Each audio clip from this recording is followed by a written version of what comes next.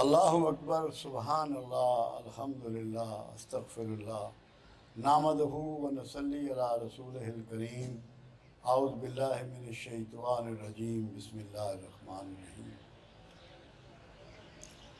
میں نے مضمون پڑھا کہ لکھا ہوا ہے کہ آمد رمضان پہ گفتگو کرنی ہے۔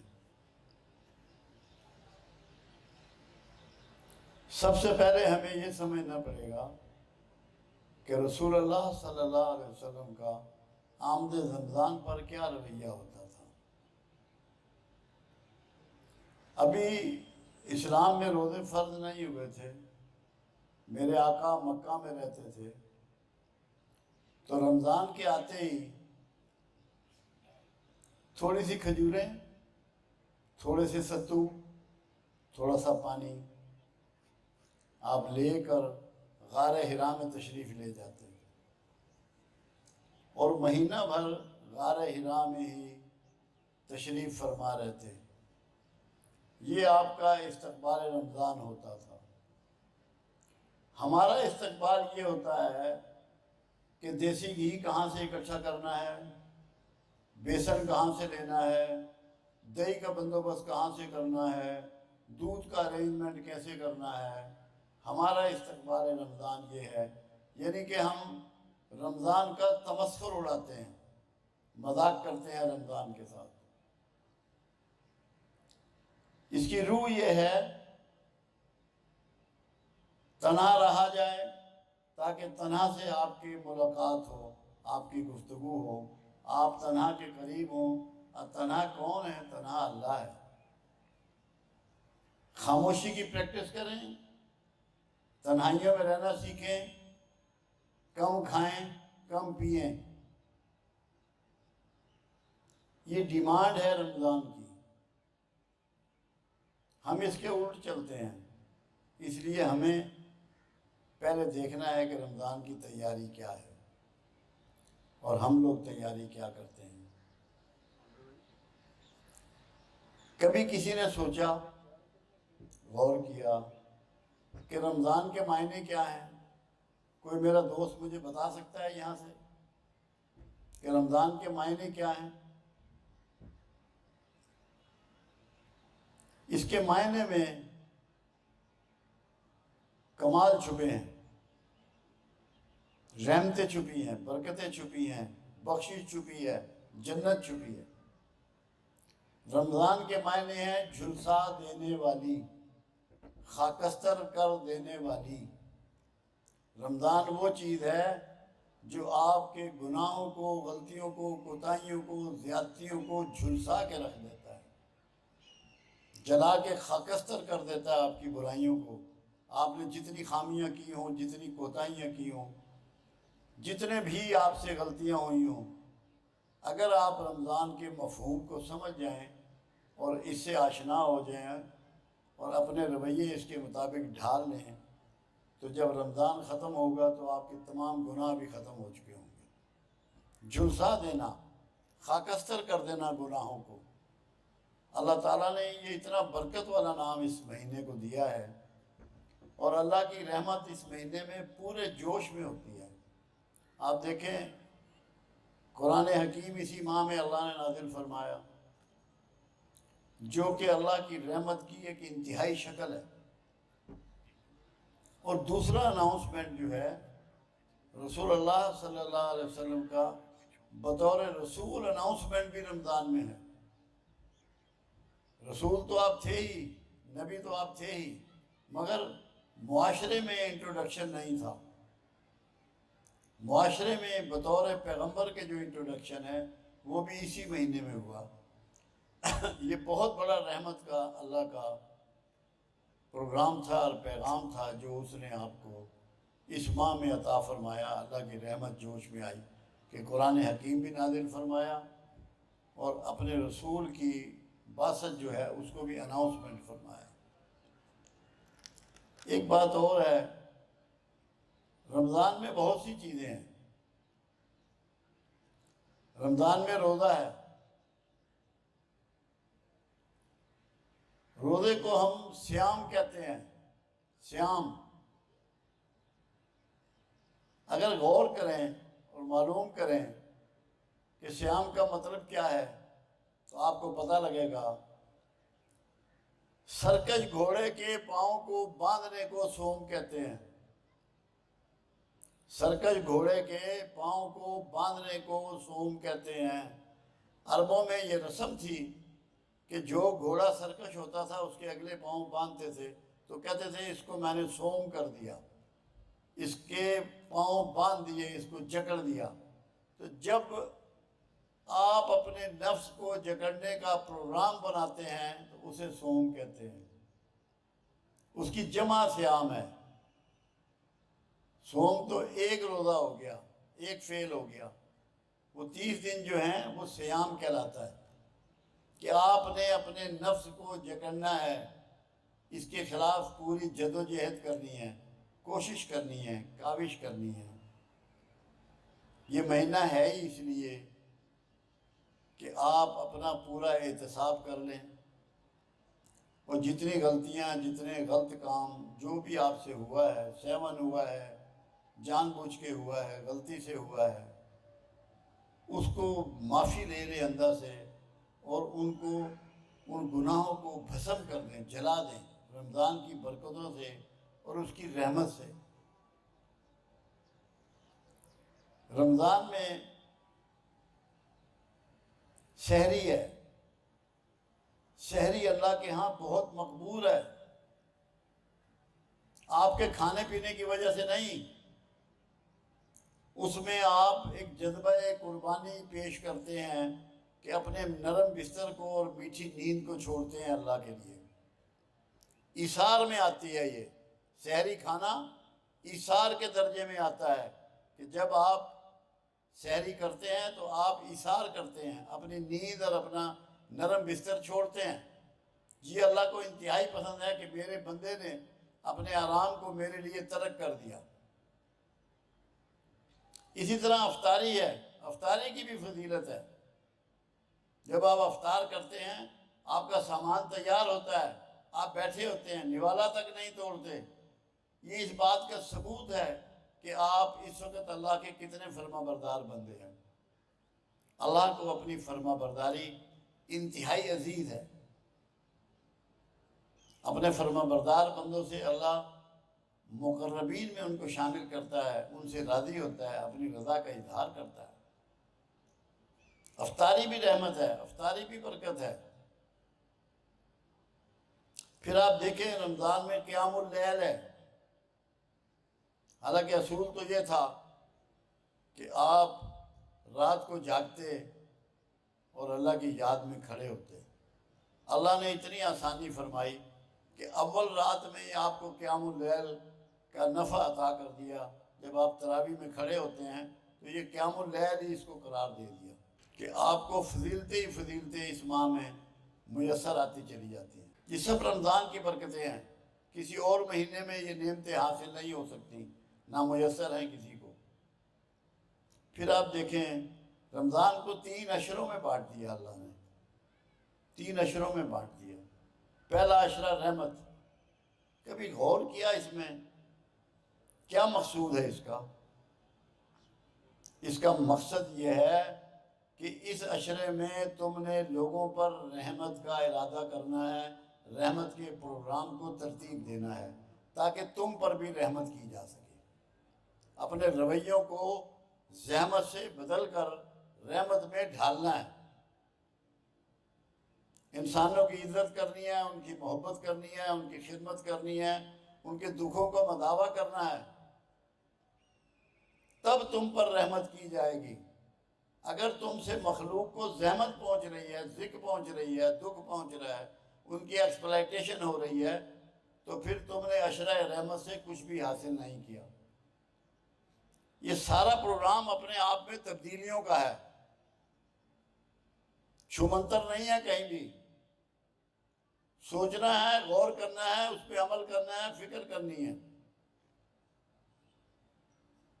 رحمت بننا ہے، رحمت کے رویے کو آگے پھیلانا ہے۔ دوسرا عشرہ مغفرت، معافی، اللہ سے معافی لینی ہے۔ کیا دوسروں کو معاف کیے بغیر آپ کو اللہ سے معافی مل جائے گی؟ کیا ایسا ممکن ہے کہ جو لوگوں کو معاف نہ کرے اور اسے اللہ معاف کر دے گا؟ آپ کو اس مہینے میں لوگوں کو معاف کرنا ہے۔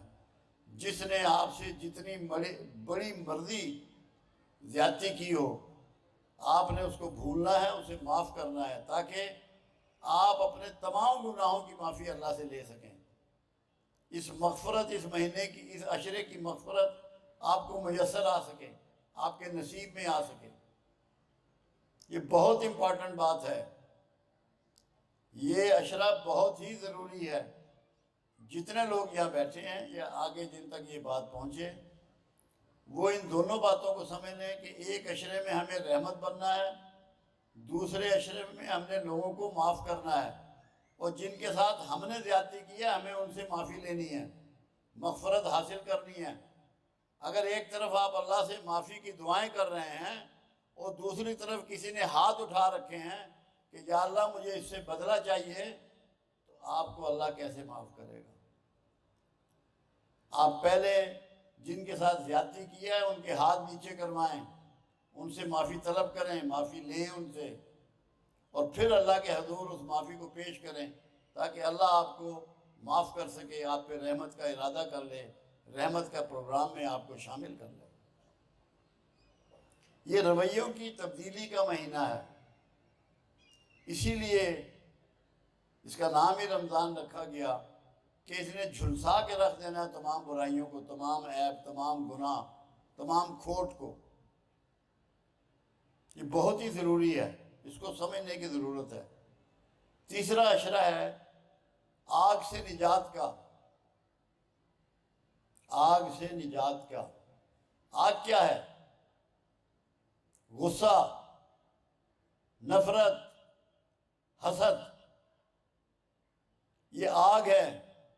اگر آپ رکھتے ہیں تو آپ بھی آگ میں مبتلا ہیں، اور اگر کوئی آپ کے ساتھ یہ رویہ رکھتا ہے تو وہ بھی آگ میں ہی پڑا ہوا ہے۔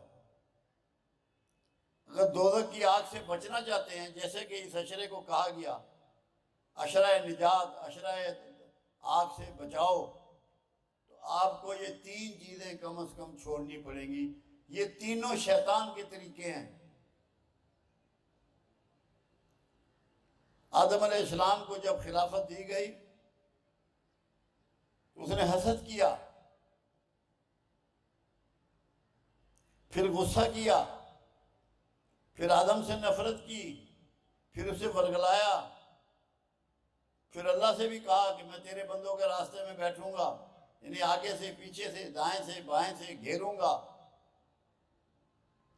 یہ غصے کی آگ تھی جو اس کے سینے میں لگی ہوئی تھی۔ تو عشرہ نجات کو بھی سمجھنا ہے کہ جو آگ سے بچاؤ ہے۔ پہلے آپ نے اپنے آپ کو غصے، نفرت، حسد کی آگ سے بچانا ہے، تب اللہ کے ہاں آپ کو بچاؤ ہوگا ان چیزوں سے، ورنہ اللہ کے ہاں اس کی رحمتیں اور برکتیں آپ کے مقدر میں نہیں ہوں گی۔ اپنے رویوں کو بدلنا ہے آپ نے۔ یہ سب سے زیادہ انتہائی ضروری باتیں ہیں، سمجھنے کی ضرورت ہے۔ پھر رمضان میں کیا ہے؟ قیام اللیل کے بعد شب قدر ہے، اس کو 1000 راتوں سے بہتر قرار دیا گیا، یہ بھی رمضان میں ہے۔ یہ وہ رات ہے جس دن پورا کا پورا قرآن نازل ہوا، جبرائیل علیہ السلام لے کر آئے۔ یہ اللہ کی رحمت کی انتہائی رات ہے کہ جب اس نے قرآن کو مکمل اپنی زمین پہ اتار دیا، نازل فرما دیا۔ اس رات کا ہمیں فائدہ یہ اٹھانا ہے، ہمیں قرآن سے جڑ جانا ہے، قرآن سے وابستہ ہو جانا ہے، قرآن کا فہم حاصل کرنا ہے، قرآن سے ٹیچنگ لینی ہے، قرآن کے بارے میں غور و فکر کرنا ہے۔ قرآن ایسی کتاب نہیں ہے جس کو آپ ثواب کے لیے پڑھیں، قرآن ثواب کی کتاب نہیں ہے، حکمت و دانائی کی کتاب ہے، کائنات کی تقدیر بدلنے کا نسخہ ہے۔ اس پہ عمل کرنے کی ضرورت ہے۔ اس کو سمجھیں، ایک ایک لمحے میں سمجھیں اس کو کہ پروردگار عالم نے یہ خط ہمیں رسول اللہ کے ذریعے بھیجا ہے، اللہ ہم سے چاہتا کیا ہے۔ اللہ کے پروگرام کو سمجھیں، اس کے ارادے کو سمجھیں۔ ثواب کے لیے قرآن کو خدا کا واسطہ ہے مت پڑھیں، وہ حکمت و دانائی کی کتاب ہے۔